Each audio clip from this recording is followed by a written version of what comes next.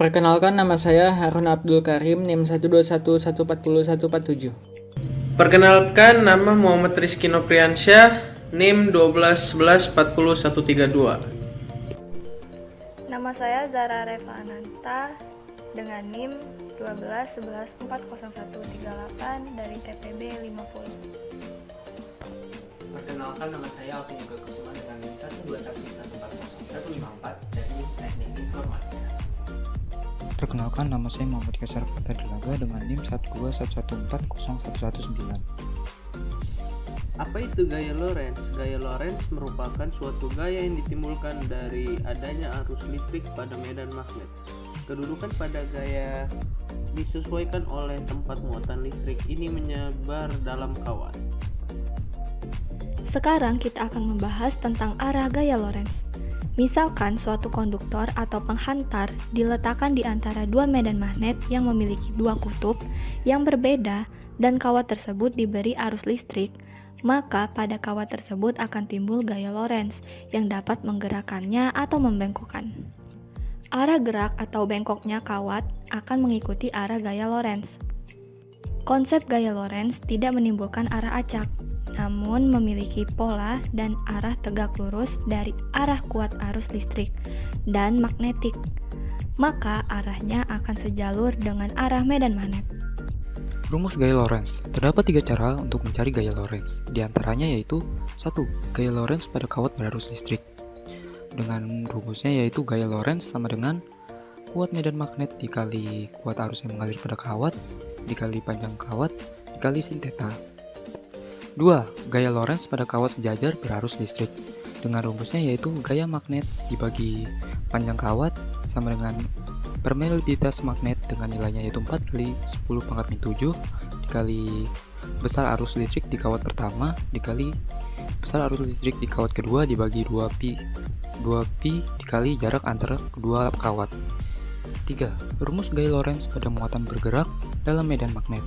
Dengan rumusnya yaitu gaya Lorentz sama dengan muatan listrik dikali kecepatan gerak muatan dikali kuat medan magnet dikali sin theta.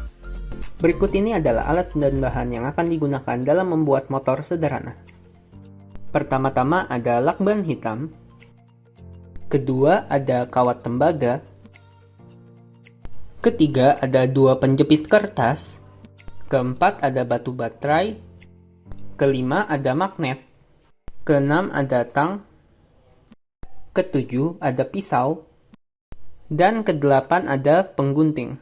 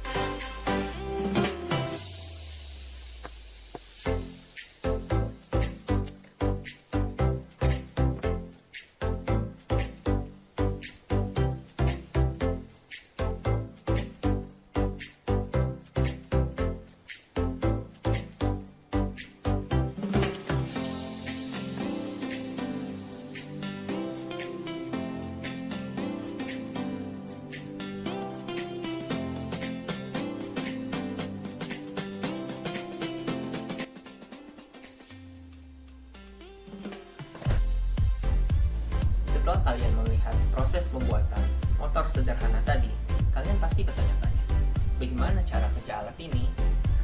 Alat ini bekerja karena adanya suatu gaya yang dinamakan dengan gaya Lorentz. Gaya Lorentz adalah jumlah gaya elektrik dan magnetik pada satu titik muatan yang disebabkan oleh medan elektromagnetik. Ketika kumparan dialiri aliran listrik, dia akan dipengaruhi oleh medan elektromagnetik yang menyebabkan kumparan tersebut mengalami gaya. Nah, arah dari gaya ini dapat ditentukan dengan aturan tangan kiri, Fleming, yang mana jika kita mengatur jari jempol, telunjuk, dan jari tengah tegak lurus satu sama lain, maka jari jempol menunjukkan arah gaya, jari telunjuk menunjukkan arah medan magnet, dan jari tengah menunjukkan arah arus listrik. Ujung-ujung bagian bawah kumparan yang telah dikelupas dari lapisan perlindungannya menyebabkan kumparan tersebut dialiri listrik. Arus listrik dimulai dari ujung awal, lalu mengarah ke bagian atas kumparan, lalu ke bagian bawah kumparan, dan terus berputar hingga dia mengalir ke ujung akhir kumparan. Akibatnya, bagian atas kumparan mengalami gaya ke arah layar dan bagian bawah kumparan mengalami gaya menjauhi layar. Ketika perputaran terjadi, bagian ujung kumparan yang masih dilapisi isi lapisan pelindung memutus aliran listrik ketika kumparan berputar 180 derajat. Hal ini perlu dilakukan agar arah gaya tidak berbalik sehingga kumparan dapat berputar sejauh 360 derajat.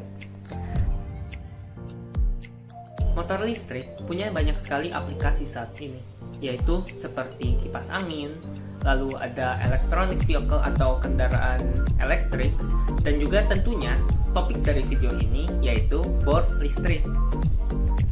Bor listrik memiliki banyak bagian mulai dari kabel power, saklar bor, carbon brush, rotor dan stator, panel drill, helical gear, cak bor, dan mata bor.